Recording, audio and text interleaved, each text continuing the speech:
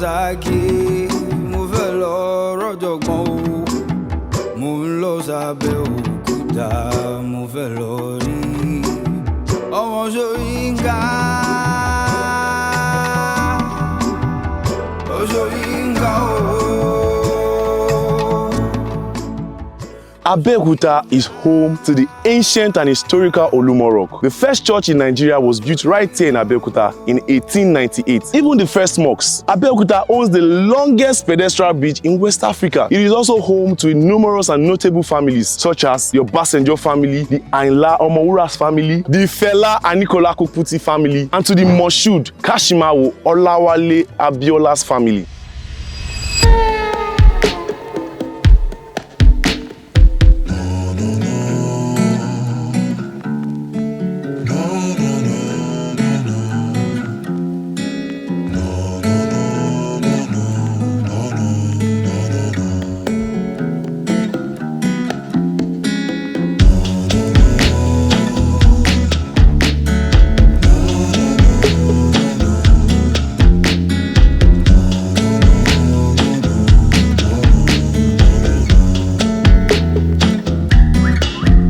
Hi everyone, my name is Oluwole Fakbonda, and this morning we are on Olumo Rock, Abeokuta, Ogun State. It's amazing how Abeokuta has some of the greatest and ancient historical values as long as Nigeria and West Africa is concerned, and the world doesn't know it.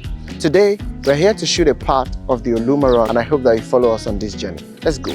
So now this is the first landing stage on top of the rock. When you are coming to the top of the rock through the stairways, and from the base of the rock to this place, you have climbed 120 steps. And this place we are is called Lishabi Garden. It is named after one of our past warriors in Egba land. The name of the man is Lishabi Agbungbakala. Lishabi Agbungbakala was a warrior during his lifetime. He was one of the warriors that fought for the liberation of the Egbas during the wartime. So in honor of this great warlord, Egba people see it as a dim fate to celebrate this great man through Lishabi Day, which is celebrated every second week in February. So now here at the Lishabi Garden, we have 3 species of tree we do talk about. The first one is the flamboyant tree. In Abeokuta, we call it Igi Pansheke.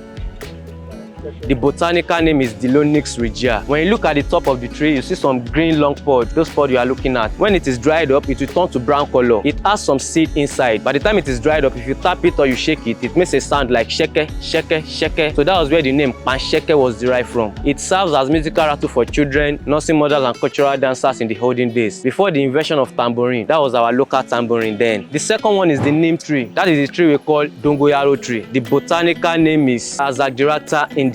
It is very medicinal in nature. When you pluck the leaf and cook and drinks, it cures malaria and typhoid. While if you chew the sticks, it cures bad breath or mouth odor. The third tree is over there. That's the tree of doggedness and resilience. Ìyẹn ni Yorùbá máa ń pè ní igi ọdán. You know, in the olden days, there was no shade, there was no canopy. So that was the tree people used to plant either in front of their house or at the back of their house so as to create a shade or canopy where they take leisure after their daily routine. You are welcome to the second stage. Here at the second stage, we have different levels, but this is the first level on the second stage. So this is the main shrine where they worship the deity of Olumo every year. You know, Olumo Rock is an historical monument, at the same time a symbol of Egba unity, because under this rock, Egba people took refuge during the Intertribal War. So ever since that time, they have seen the rock as a deity that they do worship every year. So they worship the deity of Olumo once in a year with a big black cow. And into this shrine, only 2 people are granted entrance. That's the king and the chief priest, Oba Atiabore, are the only 2 people granted entrance into the main shrine. While in the land of Abeokuta, we have 4 notable kings according to the 4 quarters of the land. We have the Alake of Egba land, who is the paramount ruler. He is the head of all the kings in Abeokuta. We have the Oshile of Okiono, that's the second. We have the Agura of Bagura and Olowu of Owu. So those are the 4 kings we have in Abeokuta here. On the day of the festival proceeds by beating of local drums, at the same time booming of guns by hunters so as to notify people that the festival has started. So the Alake of Egba land, who is the paramount ruler and the chief priest, would go inside, offer the sacrifice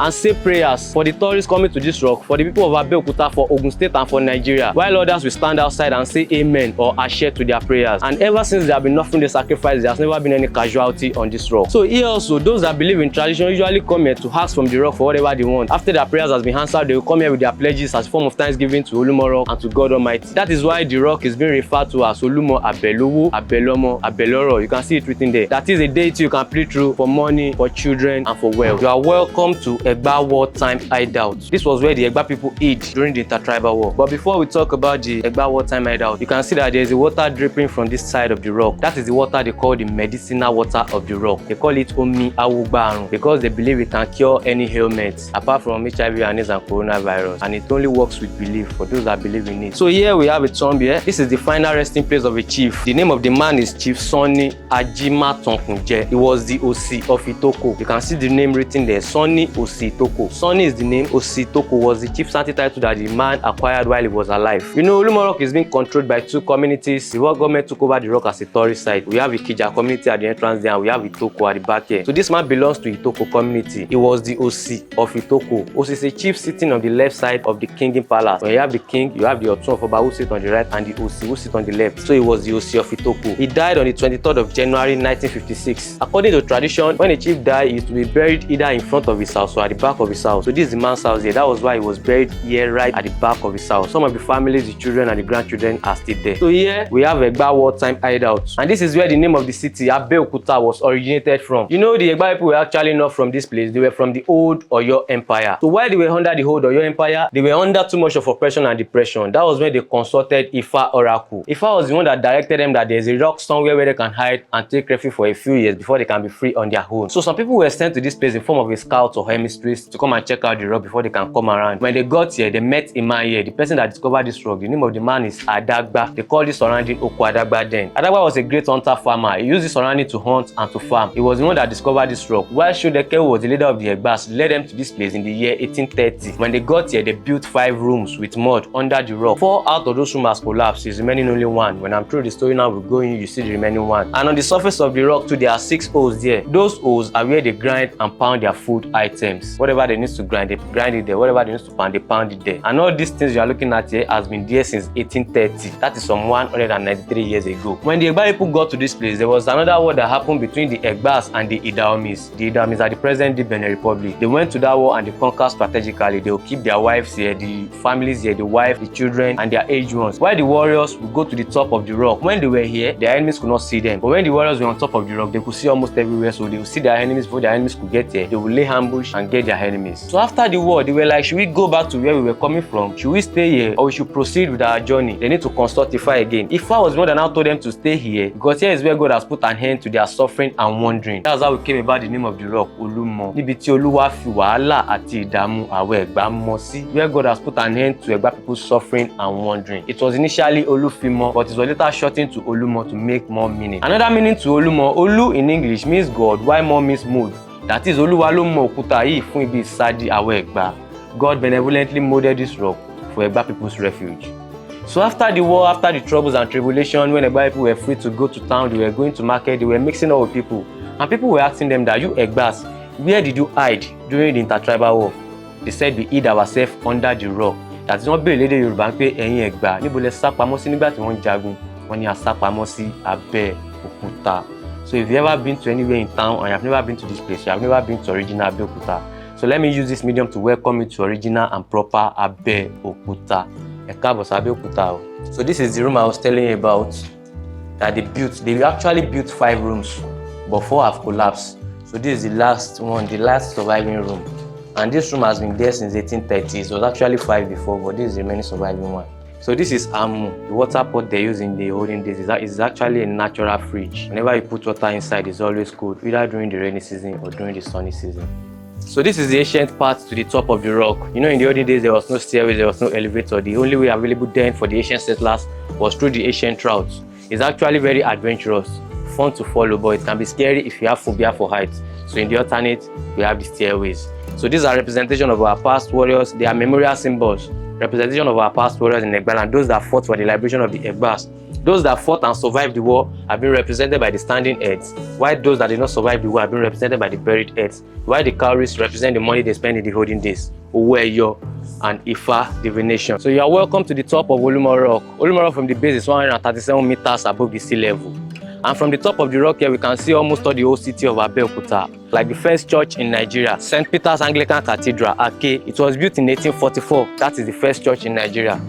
To this side, we have a long mast at that side. The long communication mast, that is the first television station here in Abeokuta. That is NTA Channel 12 Ogbe. White building, a faded white building in front of the mast. That is Old Baptist Boys High School, Okegunya, the school where our former president Olusegun Obasanjo attended. Late Chief MK Abiola, that was the secondary school they attended, but now they are relocated to Okeshaje, but the whole structure is still there. So down here, we have a brown building here that looks like a church, but it's actually a mosque, and that is the first central mosque in Abeokuta here, Kobiti Central Mosque. It was rebuilt to this structure in 1925. And behind the mosque, at the back of the mosque, when you look straight down, you see a lemon green building at the back. That is late Chief MK Abiola family's house, Ojagbo, Gbagura, Abeokuta. That was where he was born and brought up. Here we have an Iroko tree standing on top of the rock, and the Iroko tree has been there for years.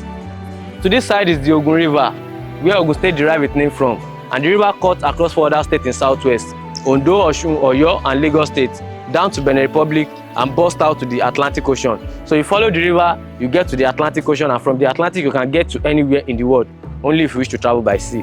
So lastly, to the word Ogun, Ogun. It has different meaning and different pronunciation, but the same spelling. Ogun, God of iron.